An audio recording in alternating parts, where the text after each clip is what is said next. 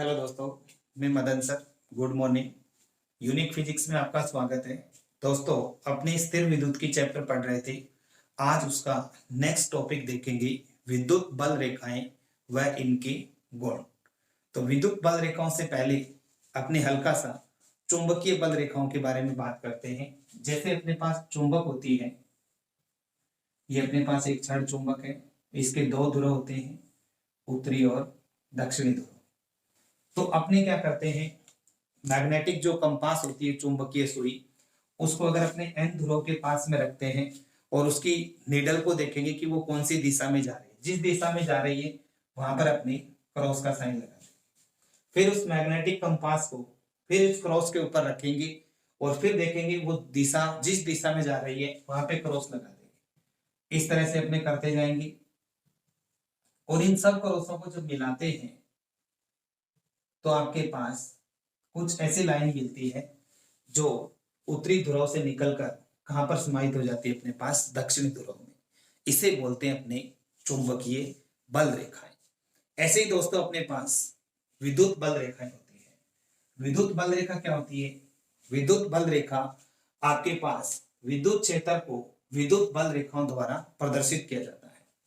यानी अगर अपने पास कोई भी एकांक धनावेश है, उसको अगर अपने विद्युत क्षेत्र में स्वतंत्र छोड़ दिया जाता है तो जिस पथ के अनुदिश वह गति करता है उसे अपने क्या कहते हैं, विद्युत बल रेखाएं कहते हैं। या उस पथ को अपने क्या कहते हैं, विद्युत बल रेखाएं। जिस पथ के अनुदिश विद्युत क्षेत्र में एकांक धनावेश को गति करने के लिए स्वतंत्र रूप से छोड़ दिया जाता है, तो जिस पथ के अनुदिश वह गति करता है उस पथ को अपने क्या बोलते हैं, विद्युत बल रेखाएं कहते हैं। और विद्युत बल रेखाएं की जो खोज है वो सर्वप्रथम अपने पास किसने दी थी? फैराडे ने दी थी।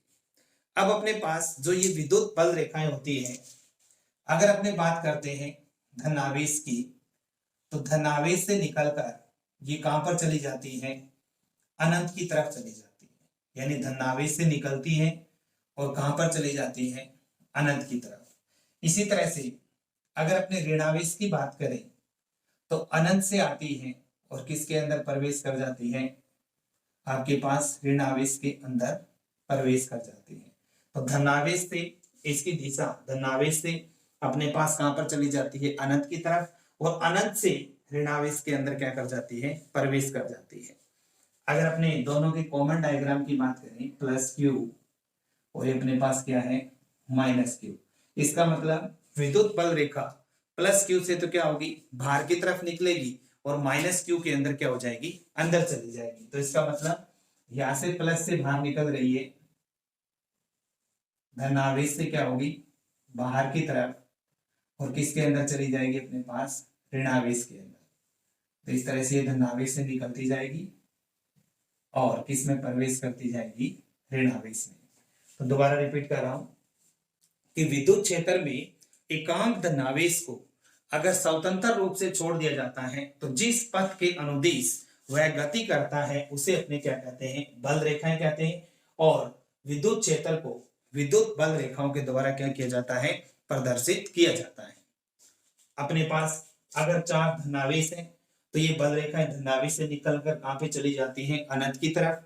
ऋणावेश है तो अनंत से किस में प्रवेश कर जाती है? ऋणावेश में। और फिर अपने पास धनावेश से निकलकर किसमें प्रवेश कर जाती है? ऋणावेश के अंदर ये प्रवेश कर जाती है। अब अपने विद्युत बल रेखाओं की वन बाय वन करके गुणों को पढ़ेंगे। अब अपने पढ़ने जा रहे हैं विद्युत बल रेखाओं के गुण। तो विद्युत बल रेखाओं की मेनली 10 प्रॉपर्टीज दी गई हैं, उनको अपनी वन बाय वन करके देखेंगे। पहली प्रॉपर्टीज अपने पास है कि ये धनावेश से प्रारंभ होकर ऋणावेश पर क्या हो जाती है? समाप्त हो जाती है। जैसे अपनों ने बात की थी, यहां पर अपने पास चार्ज कौन सा है? पॉजिटिव। यहाँ पे चार्ज अपने पास कौन सा था? नेगेटिव। पॉजिटिव से निकल रही थी और किसकी तरफ जा रही थी? अपने पास नेगेटिव से। यानी धनावेश से ये क्या होती है? प्रारंभ, और ऋणावेश पर क्या हो जाती है? समाप्त हो जाती है। सेकंड, अगर अपने बात करें कोई भी आपके पास, जैसे ये विद्युत बल रेखा है अपने पास, इसमें बहुत सारे पॉइंट ले लेता हूं मैं।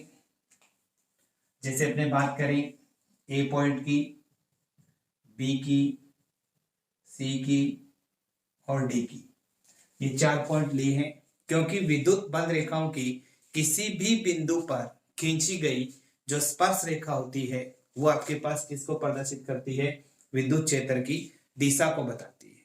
जैसे अपने 11वीं क्लास के अंदर 2 प्रवाह पढ़े थे, धारा रेखीय और विषुब्ध प्रवाह। धारा रेखीय प्रवाह के अंदर अपनों ने पढ़ा था कि इस धारा रेखीय प्रवाह की कोई भी धारा की प्रवाह है, उसके किसी भी बिंदु पर अगर आप स्पर्श रेखा खींचोगे तो वो आपके पास जिस दिशा में पानी का फ्लो हो रहा है उसकी दिशा को क्या करती है, बताती है। सेम एज वैसे ही अगर आप ये विद्युत बल रेखा है, इसके किसी भी बिंदु के ऊपर अगर अपने स्पर्श रेखा खींचे, जैसे मैं यहाँ पे स्पर्श रेखा खींचता हूं तो आपके पास विद्युत क्षेत्र ए की दिशा को बताती है। इस पे खींचे तो बी को, इस पे खींचे तो सी को, इस पे खींचे तो अपने पास किसको बताती है, डी को। इसका मतलब अगर अपने इसके किसी भी बिंदु पर खींची गई, यानी जो आपके पास विद्युत बल रेखा है उसके किसी भी बिंदु पर खींची गई जो स्पर्श रेखा है उस बिंदु पर विद्युत क्षेत्र की दिशा को क्या करती है, बताती है। तो ये अपने पास 2 पॉइंट देखे अपने पास। तीसरा पॉइंट अपने क्या कहना है, यदि 2 बल रेखाएं एक दूसरे को काटती नहीं है, अगर ये 2 बल रेखाएं एक दूसरे को अगर काटती है, अगर ऐसे आता है तो यहाँ पर दोनों में विद्युत क्षेत्र की दिशाएं क्या है, अलग अलग है, और इस बिंदु पर आकर दिशा आपके पास क्या हो जाएगी, एक हो जाएगी। और जैसे अपने बात करते हैं, आपको कह दिया जाता है एक टाइम पे ऊपर आपको 2 दिशाओं में चलना है, यानी लेफ्ट और राइट, तो अपने नहीं चल सकते, अपने एक एट टाइम पे एक ही दिशा के अंदर क्या कर सकते हैं, चल सकते हैं। तो कोई भी 2 विद्युत बल रेखाएं हैं वो काटेंगे नहीं, क्योंकि कटान बिंदु के ऊपर विद्युत क्षेत्र के 2 मान हो जाते हैं जो अपने पास संभव नहीं है। 4 नंबर पॉइंट कहता है यदि दोनों आवेश बराबर व समान प्रकृति के हैं तो उनके बीच में एक उदासीन बिंदु प्राप्त होता है। देखिए जैसे अपने मान लेते हैं यहाँ पे चार्ज है प्लस क्यू और यहाँ पे भी चार्ज अपने पास कौन सा है, प्लस क्यू। अब ये बल रेखा माइनस होता तो इसकी तरफ क्या करती है, आकर्षित करती, पर तो इसको क्या करेगी, प्रतिकर्षित करेगी, यानी इस आवेश की तरफ नहीं आएगी, इससे क्या होगी, दूर जाएगी। इसकी बात करें तो भी इससे बल रेखाएं निकलेंगी, वो भी इससे क्या होंगी, प्रतिकर्षित होंगी, इसके पास में नहीं आएंगी। तो अपने इनके मिड के अंदर एक बिंदु P मिलेगा अपने पास जिसपे विद्युत क्षेत्र कितना होगा, 0, क्योंकि परिमाण में बराबर और दिशाएं दोनों क्या हो जाएगी, विपरीत। तो एक बीच में एक ऐसा पॉइंट आएगा जिसके ऊपर विद्युत क्षेत्र क्या मिलेगा आपके पास, 0, और जिस पे विद्युत क्षेत्र 0 होता है उस ये जो बिंदु P आया है उस बिंदु P को अपने क्या कहते हैं, उदासीन बिंदु, यानी इसे न्यूट्रल पॉइंट के नाम से जाना जाता है। इसके बाद देखिए 5th नंबर, ये लंबाई की दिशा में संकुचित होने का प्रयत्न करती है। जैसे अगर मैं बात करूं,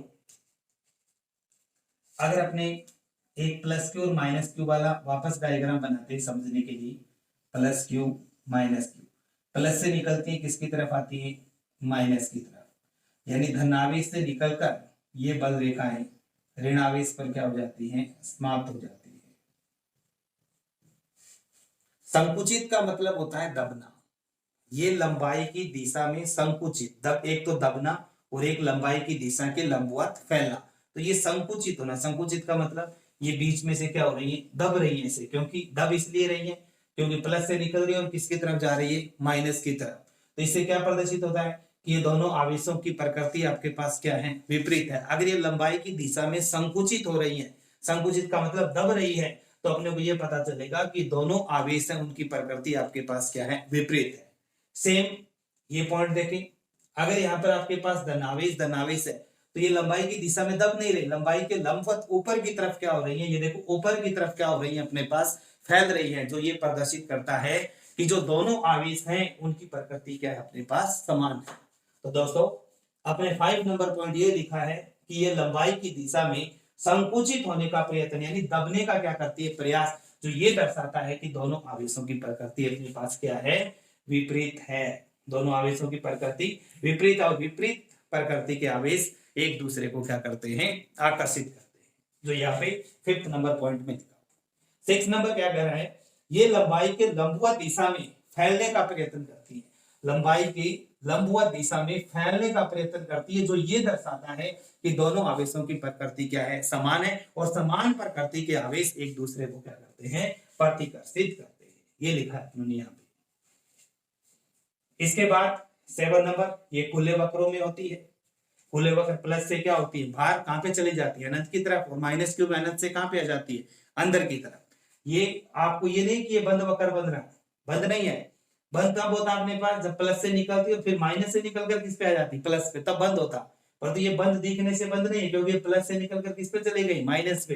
तो इधर से वक्र अपने पास क्या रहेगा, खुला, यानी ये क्या होती है आपके पास, खुले वक्र में होती है। बंद वक्र तभी मान सकते हैं जब प्लस से निकले माइनस, और माइनस से निकलकर किस पे आ जाए, प्लस पे आ जाए, परंतु ऐसा नहीं है अपने इसमें पास। तो ये जो बल रेखाएं होती है, ये आपके पास किस में होती है, खुले वक्रों में होती है। जैसे चुंबकीय बल रेखा की बात करें,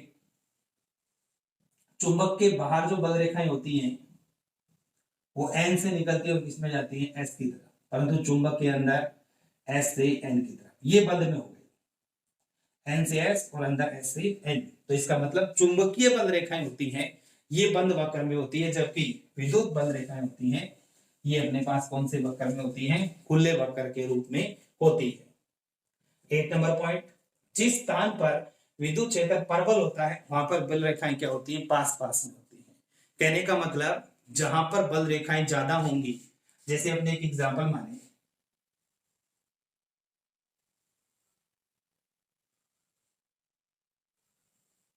जैसे ये 3 सरफेस लिए मैंने, ए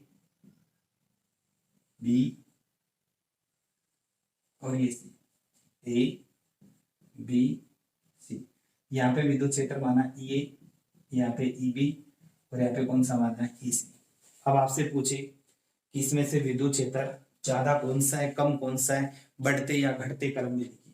तो अपने क्या करेंगे दोस्तों, अपने पास ये बल रेखा की अगर बात कर रहा है ई ए, ई बी और ई सी, यानी यहां पर अपने पास ए, दोबारा लिख देता हूं मैं, ए बी सी, इसको लिया मैंने ई ए, ई बी, और इसको लिया मैंने ई सी।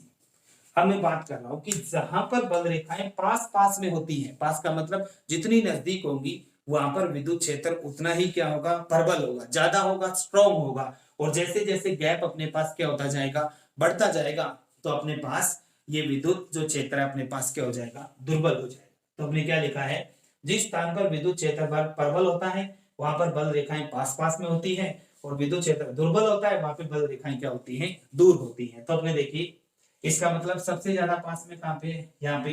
तो जो विद्युत क्षेत्र ई है ये अपने पास क्या होगा, सबसे ज्यादा।